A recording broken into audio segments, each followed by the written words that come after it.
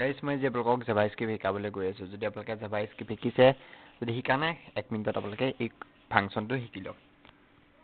script.js মানে হৈছে এই আমাৰ ফাইলটোৰ নাম হ'ল script আৰু j হৈছে js ৰ ফাইল কাৰণে আমি js দিব লাগিব তাৰ ফাংচন এইটো এনেকৈ যোনটো দিছে এইটো কয় কমেন্ট বুলি কয় ইয়াত আপোনালোকে যি লিখে কোডত সেইটো নিমিলে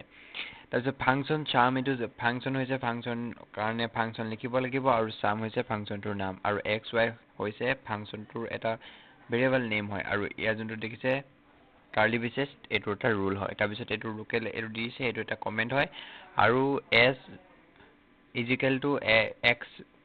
x plus y মানে x আৰু y টো প্লাস কৰিব xy কি দিব সেইটো পাছত ক'ব যোনটো xy দেখিছে নহয় t4 এইটো ইয়াত প্লাস কৰিছে কনসোল লগ কৰিলে প্ৰিন্ট হৈ যায় যেনেকৈ আপোনালোকে html ত যেনেকৈ কনসোল মানে এগাল কিবা কিবি লিখিব লাগে পাইথনত যেনেকৈ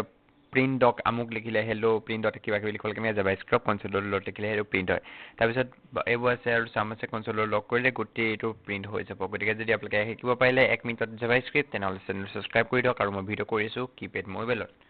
থেংক ইউ সো মাচ কোৱালিটিটো কেনে পাইছে ক'ব